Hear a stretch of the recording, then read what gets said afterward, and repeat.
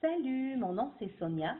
Je vais vous parler un petit peu aujourd'hui des personnes handicapées. Vous savez, ces handicapés de la vie, ces personnes handicapées qui n'ont pas choisi d'être comme elles sont.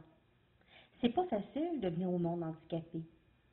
C'est pas facile d'être un adolescent handicapé. Essayez d'imaginer le regard des autres être différent.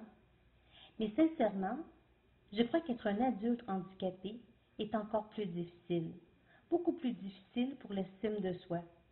Surtout si tu as des rêves, des désirs, tu veux une conjointe, une famille, une vie normale. Tout ça m'amène à vous parler un peu de mon fils.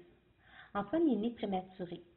Antoine a eu un retard académique important accompagné d'une paralysie cérébrale. Ça n'a pas été possible pour lui, de poursuivre ses études. Il a dû faire le deuil des études, il a dû faire le deuil d'un travail, il a dû faire le deuil d'un permis de conduire. Antoine, c'est quelqu'un de solide, c'est quelqu'un de combattant.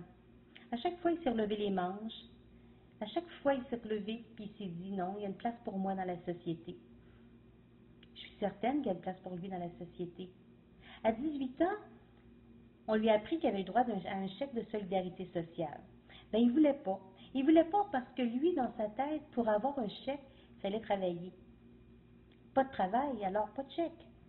On s'est assis avec, on lui a expliqué qu'il fallait qu'il y ait des sous pour ses besoins. On lui a expliqué qu'il avait le droit à ça, de ne pas avoir honte. Il a fini par accepter. Alors, il a reçu son premier chèque d'allocation pour la solidarité sociale à 18 ans. À 22 ans, lui et sa copine, qui est en passant pas handicapée, nous ont appris qu'elle allait avoir un petit bébé.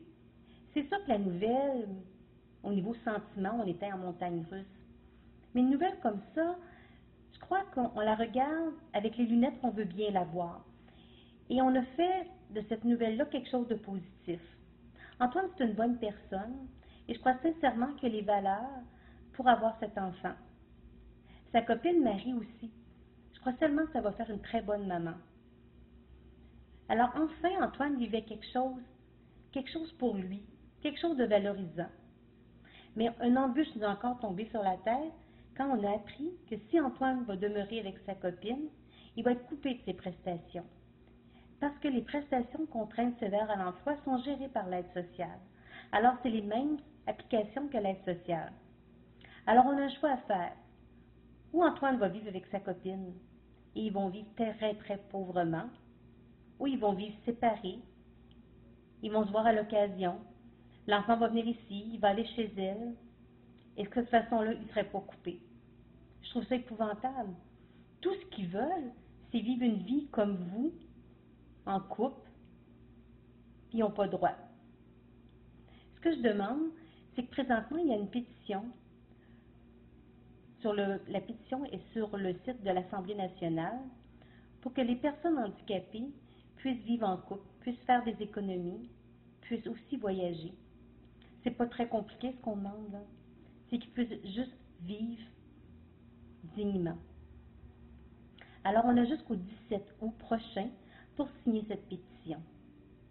J'espère que nos élus vont nous entendre. J'espère qu'ils vont comprendre que ces personnes-là ne demandent pas rien d'impossible.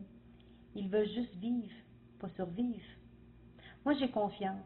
J'ai confiance que dans une société comme aujourd'hui, une société de gens civilisés, je ne peux pas croire qu'on ne laissera pas ces gens-là vivre en couple. Alors, je vous remercie. Au revoir.